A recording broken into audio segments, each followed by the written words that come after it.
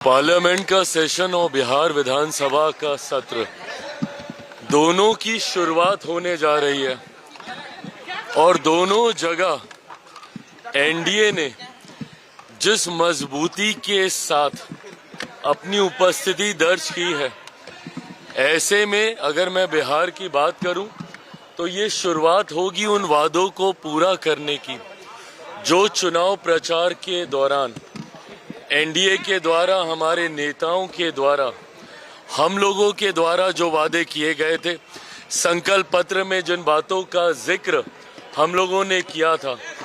आपने देखा होगा कि कैबिनेट की पहली ही बैठक में जिस तरीके से मुख्यमंत्री नीतीश कुमार जी के नेतृत्व में कई बड़े फैसले लिए गए, जिसमें से कुछ हम लोगों के मंत्री जिस विभाग की जिम्मेदारी संभाल रहे हैं, शुगर मिल की बात हो, ये तमाम विषय जो चुनाव प्रचार के दौरान हम लोगों ने वादे किए थे, उनको पूरा करने की जिम्मेदारी, जवाबदेही हम लोग के ऊपर है।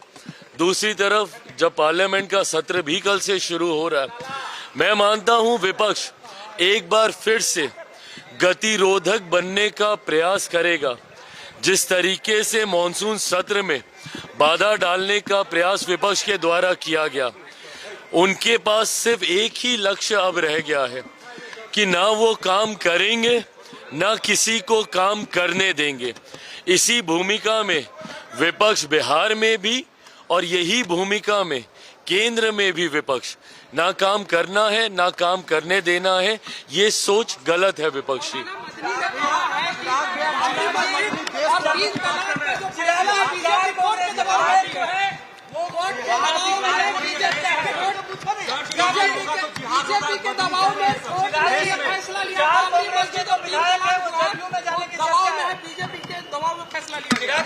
अगर आप न्याय प्रणाली पर भी भरोसा नहीं करेंगे तो ये गलत है ना।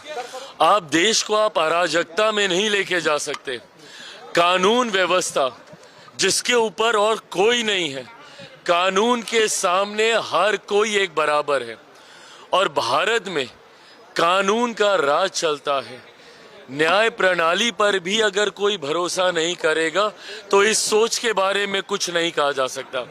भारत की न्याय प्रक्रिया जिस तरीके से बिना कोई पक्षपात किए सत्य के साथ न्याय की स्थापना के लिए कार्य करती है, ऐसे में अगर आप उसको भी किसी राजनीतिक दल के दबाव की बात कहेंगे तो आप बुनियादी ढांचे के ऊपर प्रहार कर रहे हैं।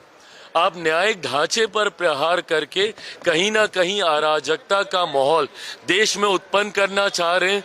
तुष्टीकरण की राजनीति से आप भेदभाव की भावना को भड़काने का प्रयास कर रहे हैं, ये गलत है।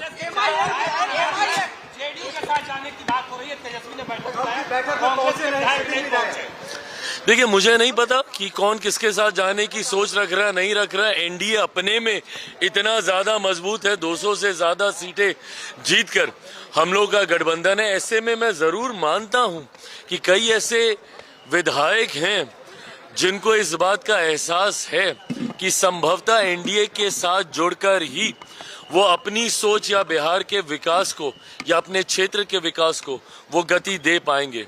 ऐसे में कई विधायक गाहे बगाए हम लोग के भी संपर्क में हैं जो प्रधानमंत्री नरेंद्र मोदी जी की सोच के साथ जुड़ना चाहते हैं, मुख्यमंत्री नीतीश कुमार जी के नेतृत्व के साथ जुड़ना चाहते हैं। कब कौन किसके साथ जुड़ रहा है ये मैं कह नहीं सकता, बट विपक्ष जिस तरीके से पूरी तरीके से धराशाही हो चुका है, मुझे नहीं लगता कि इस डूबती नाव में कोई और अब रहना चाहेगा। अगर आप ये वीडियो YouTube पर देख रहे हैं तो हमारे चैनल को सब्सक्राइब करें और बेल आइकन को दबाना ना भूलें। अगर आप Facebook पर ये वीडियो देख रहे हैं तो हमारे पेज को लाइक करें।